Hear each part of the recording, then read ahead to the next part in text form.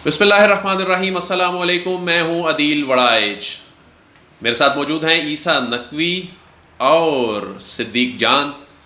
मौजू है आज का मौलाना फजलुर रहमान का धरना। मौलाना फजलुर रहमान के धरने से मुतल्लिक तो आप पाकिस्तानी मीडिया पे चीज़ें देख ही रहे हैं, लेकिन आज हम जो बात करने जा रहे हैं कि इंडिया में क्यों खुशी के शादियाने बजाए जा रहे हैं। इंडियन मीडिया में फजलुर रहमान साहब के धरने और उनके आज़ादी मार्च की बड़ी धूम है, खुशियां मनाई जा रही हैं। उम्मीदें लगा रखी हैं इंडिया ने कि धरना आया, आज़ादी मार्च आया, बस अब हुकूमत गई, और हीरो बनाकर पेश किया जा रहा है इंडियन मीडिया में। तो इस हवाले से हम बात करेंगे। सबसे पहले ईसा नकवी साहब से बात करेंगे। ईसा नकवी साहब, ये बताइए कि धरना आ रहा है डी चौक में, खुशियां मनाई जा रही हैं नई दिल्ली में, इसको ज़रा आप डिस्क्राइब करें कि इंडियन मीडिया क्यों मौलाना साहब के धरने के ऐलान पर भंगड़े डाल रहा है। पागल है इंडियन मीडिया जो है वो मैं यानी कि एक लफ्ज़ बोल के मैं बात का आगाज़ करना चाह रहा था। देखिए वड़ाई साहब, तकरीबन 8 से 9 मरतबा इंडिया जाने का इत्तेफाक हुआ गुज़श्ता 15 साल में, और भारतीय मीडिया को भी बहुत क्लोज़ली देखा है, भारतीय मीडिया के सहाफ़ियों को भी बड़ा क्लोज़ली देखा है, उनके साथ इंटरेक्ट भी किया और उनके साथ अच्छा ताल्लुक़ भी है बहुत सारे लोगों के साथ। लेकिन भारतीय मीडिया की जो एक आदत है, मैं बताऊं कि मैं 2015 में मैं गया जब भारत, तो मुझे लगा कि शायद मेरी मौजूदगी में मैं एक बहुत बड़ी डेवलपमेंट देखूंगा, भारत सरकार को टूटते हुए गिरते हुए देखूंगा। बाबा रामदेव जो धोती पहन के वहाँ पर पहुँचे हुए हैं एक धरना लेके, और उन्होंने अन्ना हज़ारे के साथ भी जो है वो एक उनका जो है वो इस वक्त मैच चल रहा है हुकूमत का। तो भारतीय हुकूमत तो गई, क्योंकि उसको पोर्ट्रे ही ऐसे किया जा रहा था भारतीय मीडिया पे। कितने पाकिस्तानी हैं, कितने चैनल्स हैं जो कि अन्ना हज़ारे, अरविंद केजरीवाल या बाबा रामदेव की कहानियाँ यहाँ पर सुनाते हैं। भारतीय मीडिया सेंसेशनलाइज करता है और बहुत ओवर सेंसेशनलाइज करता है। आप उनकी वो देख लें मूवी पीपली लाइव, उसमें मैं तफसील में नहीं जाता, उस मूवी अगर देख लें तो आपको पता चल जाएगा कि भारतीय मीडिया जो है वो क्या है और उसकी लेकिन नकवी साहब, इसमें पहलू तो ये है ना कि भारत चले जिस तरह अब इस धरने या इस आज़ादी मार्च पर खुशी का इजहार कर रहा है, यानी इमरान खान साहब ने एक तो नाक में दम कर रखा है वाकई भारत के जो सियासतदान है, हुकूमत है, लेकिन इसका आलमी सतह पर मैसेज क्या जा रहा है। आलमी सतह पर देखें वड़ाई साहब, मुझे वाशिंगटन डीसी में वाइट हाउस के सामने खातून बैठी हुई हैं, कैंप लगा बैठी हुई थीं, अब वो फौत हो गई हैं। 2011 में उनके साथ मुलाकात हुई और उस वक्त उनको 30 साल लगभग हो चुके थे धरना दिए हुए। धरना जो है वो इस तरीके से होता है कि आप लोगों की ज़िंदगियों को अफेक्ट ना करें, आपका मैसेज भी कन्वे हो जाए और नेगेटिव मैसेज भी ना जाए। मौलाना साहब को चाहते हो 30 साल तक? नहीं, मैं तो इसी तरह मैं इसी तरह देखें पहले मैंने आप दोनों से एक वादा लेना है। क्या? मैं आजकल एक मैंने मुहिम चलाई हुई है और मैं आप दोनों से वादा लेना चाहता हूँ। देखें, मौलाना साहब पे आप जितनी मर्जी तनकीद कर लें, मौलाना साहब और कैप्टन सफदर साहब ने एक ऐसा ऐलान किया है, अगर वो उस पर पूरा उतरते हैं तो मैंने आप दोनों से फ़ंड लेके और मौलाना साहब को पैसे कम से कम ज़रूर देने हैं, क्योंकि हम गुनहगार मुसलमान हैं और ईमान के मुख्तलिफ दर्जे हैं। और उसमें यह है कि कम से कम दर्जा फिर यही है कि दिल में एक दर्जा ये भी है ना कि खुद नहीं कर सकते, चलो जो कर रहा है उसको सपोर्ट करो, या गलत कर रहा है तो उसको बुरा कहो, अच्छा कर रहा है तो उसको सपोर्ट करो, बुरा कर रहा है तो उसको ज़बान से बुरा कहो। आप दोनों, कैप्टन सफदर साहब दामाद आला, उन्होंने कहा है कि 27 तारीख तक कश्मीर की माएँ बहनें बेटियां वो इंतज़ार करें, और उनके लिए खुशखबरी यह है कि हम 15 लाख लोग लेके LOC क्रॉस करेंगे, क्रॉस करके LOC हम वहाँ पे वो कर्फ्यू तोड़ेंगे, कश्मीर को आज़ाद कराएंगे। 9 लाख फौज है, हम 15 लाख जा रहे हैं। अच्छा, अगर वो जाएंगे आपने फंड देना है, मैं भी दूंगा। इससे अच्छी क्या बात है कि अगर मौलाना फजलुर रहमान साहब, उनके बेटे मौलाना असद, मरियम औरंगजेब, एहसन इकबाल, ख्वाजा आसिफ, मंसूर अली खान और कुछ लोगों के नाम नहीं लेता, आप एडिट कर देंगे मीडिया में, अगर ये सारे जिहाद के लिए जाते हैं, चलें आप इनकी शहादत के लिए दुआ ना करें, लेकिन गाजी बन के आए तो भाईजान आप कैसी बातें कर रहे हैं। अभी खुदा खुदा करके हम ब्लैक लिस्ट में जाने से बचे हैं FATF की, और फरवरी 2020 तक हम ग्रे लिस्ट में हैं, अभी तक तलवार लटक रही है, और आप ये चंदा इकट्ठा करके और पता नहीं कैसी कैसी बातें कर रहे हैं। देखिए टेरर फाइनेंसिंग के जो नहीं, आप इतने सीरियस क्यों हो गए भाई? मैं तो ये कह रहा हूँ, मैं तो ये कह रहा हूँ, मैं इसलिए सीरियस हो गया हूँ कि आपने उनको दामाद आला कहा, वो दामाद आजम नहीं है मेरा ख्याल है। वो एक ही मतलब वो नहीं, देखें आप ये बात कर रहे हैं और वाकई ये सीरियस इशू भी है। अगर ओ भाई, और धरने वाले अगर चंदा इकट्ठा मैं तो करके सिर्फ ये कह रहा हूँ, मैं तो सिर्फ ये कह रहा हूँ कि वो क्या शेर है कि झूठ बोला है तो कायम भी रहो उस पर जफर, आदमी को साहिब किरदार होना चाहिए। वाह जी वाह, अगर क्या बात है। आपने ये झूठ बोला है कि कश्मीर हम जा रहे हैं तो फिर झूठ पे कायम रहो, जाओ, पता चले ना।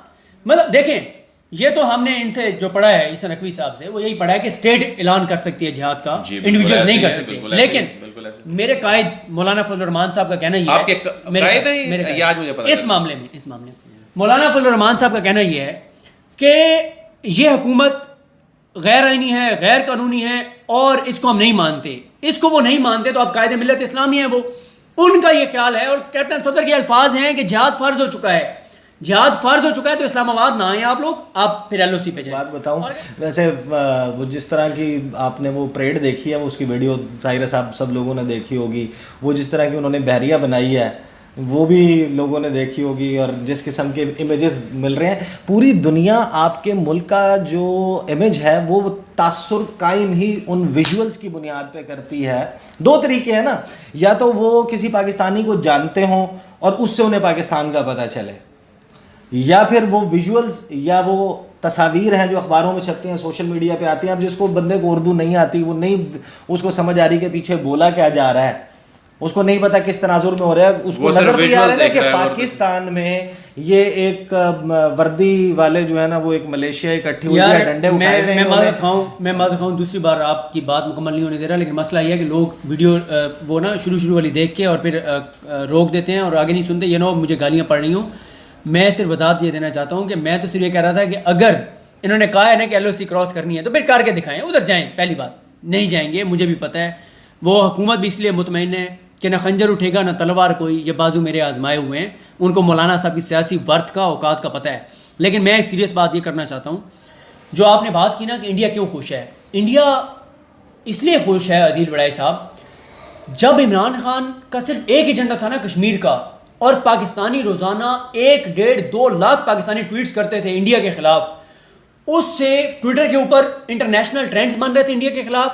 इंडिया का मखलूज चेहरा बेनकाब हो रहा था, इंडिया को का इमेज ख़राब हो रहा था, उनके ख़िलाफ़ इदारिये लिखे जा रहे थे, उनके ख़िलाफ़ खबरें लग रही थी। उनके जो बैरूनी इन्वेस्टर है, जो जिन्होंने इंडिया में इन्वेस्टमेंट की हुई है, वो परेशान हो रहे थे। जो सियाह इंडिया में जाते थे उनकी तादाद कम हो गई थी। इंडिया को इतना नुकसान हो रहा था इमरान खान और पाकिस्तान के सिर्फ कश्मीर के एजेंडे की वजह से कि उनका जो मकरूज चेहरा है ना वो बेनकाब हो रहा था। आप रोज़ाना पर्दा हटा के लोगों को उनका चेहरा दिखाते थे, ये है इनका मकरूज चेहरा। अब मुझे बताएं, मुझे पिछले 10 दिन में बता दें, 5 टॉक शोज बता दें जो कश्मीर पे हुए हो, नहीं हुए। जब से मौलाना फजल रहमान साहब ने ऐलान किया है आज़ादी मार्च का, कश्मीर आउट हो गया। आपने तो यहाँ पे इमरान खान ने जो काविश और कोशिश की ईरान और सऊदी अरब की मतलब किरदार अदा किया उनके ताल्लुकात पे, इसके ऊपर कितने प्रोग्राम हुए हैं यार? 15 प्रोग्राम नहीं हुए होंगे इस इशू के ऊपर। हालांकि कितनी बड़ी आपकी अचीवमेंट है, आप करा सकते हैं साल से सहूलतकारी मुसालिहत, या नहीं करा सकते, ये एक अलग मसला है। लेकिन आपने किरदार जो अदा किया, इससे इंटरनेशनली आपके वज़ीर आज़म और आपके मुल्क के कद काठ में कितना इजाफा हुआ है। लेकिन कोई डिस्कस नहीं हुआ। एक ही चीज़ डिस्कस हो रही है कि मौलाना आ रहे हैं, मौलाना आ रहे हैं, मौलाना आ रहे हैं। इंडिया को बहुत फायदा है। जब आएंगे ना, शहबाज शरीफ साहब को मैं दाद देता हूँ। शहबाज शरीफ साहब को मैं पहले भी, जब वो वज़ीर आला थे ना, तो मैं उनकी अदाकारी, उनकी फनकारी पे मैं कायल था कि उनको ऑस्कर मिलना चाहिए। लेकिन आज पहले दाद देने के बाद फिर उससे रिट्रीट करते हैं, ये बड़ा। लेकिन अब आपने शहबाज शरीफ को दाद वापस, मैं कायम हूँ। आज उन्होंने कमाल बात की, किसी ने उस पर गौर ही नहीं किया यार। पता नहीं आप लोग इतने सादे हैं, आपने उनकी बात पे गौर ही नहीं किया। उन्होंने कहा कि हम मौलाना को इस्लामाबाद में वेलकम कहेंगे। और भाई मौलाना पहुंचेंगे तो आप वेलकम कहेंगे ना, ठीक है? उन्हें भी पता है नहीं पहुंच सकेंगे। भाई आपने, अगर नवाज शरीफ ने आपको कहा है कि आप मौलाना का साथ दें, तो आपको क्या करना चाहिए था? आप कहते हैं कि मौलाना जब सिंध से होते हुए, सादकाबाद से होते हुए इंटर होंगे, तो जो लाहौर और इधर से आते हुए दरमियान का पॉइंट है, वहां पे हम उनको वेलकम कहेंगे, हमारे कारकुन साथ होंगे, 27 को वो रवाना हो रहे हैं सक्कर से या कराची से, हम 29 को रवाना हो रहे हैं। इतने बजे हमारी रैली रवाना होगी। कारकुनान को मैं दावत देता हूँ, रहनुमाओं को कहता हूँ, हिदायत देता हूँ, तैयार हो जाएं, गाड़ियाँ ले आएँ, चीज़ें तैयार करें। देखें मुझे एक बात, ये कौन सा तरीका कार है कि आप एक अपना जत्था उठाएंगे, आप आ जाएंगे। देखें मैं आपको बताऊं, सदीक जान साहब को शायद पता नहीं इस बात से वो कितना इत्तेफाक करते हैं या नहीं। तरीक़ाकार खान साहब का और ताहिरुल कादरी साहब का मैं उससे भी इख्तलाफ रखता हूँ। जो खादिम रज़वी साहब का तरीक़ाकार था मैं उससे भी इख्तलाफ रखता हूँ, और जो अब मौलाना फजलुर रहमान कर रहे हैं मैं उससे भी। यार देखें, इस बात से हट के कि वो यहाँ पर आ रहे हैं और हम इस शहर में सहाफ़ी के तौर पर काम करते हैं, हमारे लिए ख़बरों का गढ़ बन जाएगा। सदीक जान साहब जो है वो रोज़ाना लोगों को इसके हवाले से आगाह रखेंगे, आप बताएंगे, फिर आप बीपर्स देंगे चैनल्स पे, हमारी स्क्रीन प्रेजेंस बढ़ जाएगी। इस बात से हट के वड़ाई साहब, इस शहर में हम रहते हैं, हमारी फैमिली रहती है, हमारी फैमिलीज़ रहती हैं, मेरे बच्चे रहते हैं। यार इस शहर में मैं किस तरीके से मैं यानी कि जो है ना इसको मैं इसको सपोर्ट कैसे कर सकता हूँ कि 2 महीने के लिए, 3 महीने के लिए, या एक अनडिक्लेयर्ड टाइमलाइन के साथ जो है ना कोई बंदा यहाँ पर आ जाए। एहतजाज का तरीका कार होता है, आपने एहतजाज करना है। मैं अभी वो मिसाल दे रहा था, खातून ने 33 साल धरना दिया भाई वाइट हाउस के सामने, 33 साल धरना दिया। यहाँ पे इंडियन मीडिया चीख के पता नहीं, यानी कि हमें तो नहीं, पाकिस्तानी मीडिया को कोई इंटरेस्ट नहीं होता कि भारत के अंदरूनी मसाइल को पाकिस्तान के सियासी मसाइल बनाकर और पाकिस्तान में सियासत में हमदर्दियाँ समेटने के लिए जो है वो इसको इस्तेमाल करें।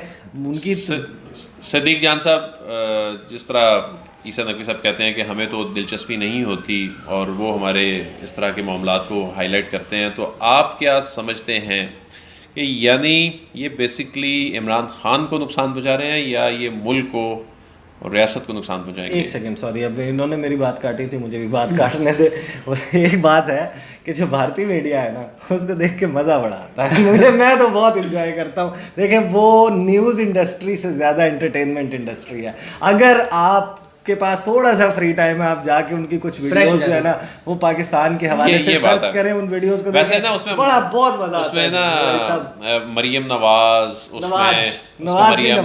मरियम नवाज कह रहे थे, और वो कौन है पीटीएम के, मंजूर पश्तीन, और इनको भी बड़ा हीरो बना के वो पेश किया जा रहा था, और साथ ही मौलाना साहब की जो है ना वो तस्वीर उन्होंने लगाई हुई थी। देखें, आपने जो बात की, बात यह है कि हमारी बदकिस्मती क्या है। हमारे यहाँ कुछ लोग ऐसे हैं जो ये समझते हैं कि हम नहीं तो फिर खुदा न खासे मुल्क भी ना रहे। जैसे नवाज शरीफ साहब उस फेज़ में आ गए हैं, उस कैफियत में हैं, वो कहते हैं अगर मैं नहीं हूँ ना तो सब कुछ तबाह बर्बाद हो जाए। ये लोग खुद को नागुज़ीर समझते हैं, ये कहते हैं हमारे बगैर मुल्क नहीं चल सकता। फिर आपके कुछ दोस्त हैं मीडिया के अंदर जो आपको फिर इंटरप्ट कर, ठीक है, एक शेर सुनाना है सर।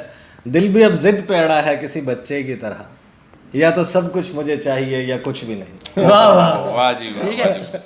आपके कुछ दोस्त हैं, आपके उन दोस्तों का ईमान इस बात पे है, एतकाद इस बात पे है, उनका अकीदा ये है, उनका मसलक ये है, सियासी मसलक की बात कर रहा हूँ, कि ये मुल्क उस सूरत में बरकरार रह सकता है जब इस पे वज़ीर-ए-आज़म वो होगा जिसके नाम के साथ शरीफ होगा।